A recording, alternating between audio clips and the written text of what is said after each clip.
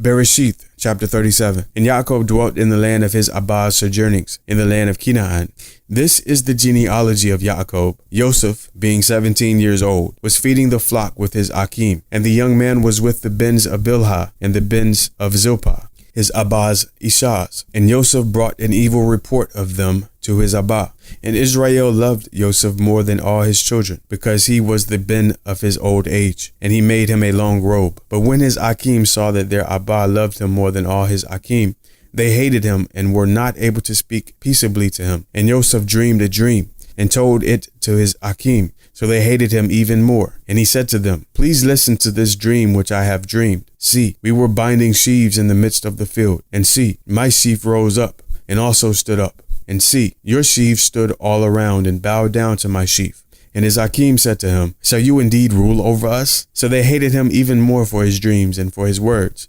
And he dreamed still another dream and related it to his Akim, and said, "Understand, I have dreamed another dream. And see, the sun and the moon and the 11 stars bowed down to me." And he related it to his Abba and his Akim. And his Abba rebuked him and said to him, "What is this dream that you have dreamed? Shall we, your Imah and I, and your Akim, indeed come to bow down to the earth before you?" And his Akim envied him, but his Abba guarded the word. And his Akim went to feed their Abba's flock in Shechem.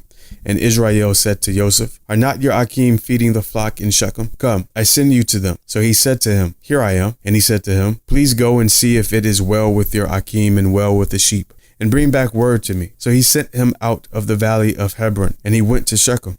And a certain man found him, and see, he was wandering in the field. And the man asked him, saying, "What do you seek?" And he said, "I am seeking my Akim. Please inform me where they are feeding their sheep." And the man said, "They have left here, for I heard them say, 'Let us go towards Dothan.'" So Joseph went after his Akim and found them in Dothan. And they saw him from a distance. And before he came near them, they plotted against him to kill him. And they said to each other, "See, this master of dreams is coming. Now, then, come and let us now kill him and throw him into some pit, and shall say, 'Some wild beast has devoured him.' Let us then see what comes of his dreams." But Reuben heard and rescued him from their hands, and said, "Let us not strike his being." And Reuben said to them, "Shed no blood. Throw him into this pit which is in the wilderness, and do not lay a hand on him, in order to rescue him out of their hands, and bring him back to his Abba." And it came to be, when Joseph had come to his Akim, that they stripped Joseph of his robe, the long robe which was on him. And they took him and threw him into a pit. And the pit was empty, there was no water in it. And they sat down to eat a meal. And they lifted their eyes and looked, and saw a company of Ishmaelites coming from Gilead with their camels, bearing spices and balm and myrrh, going to take them down to Mitzrayim.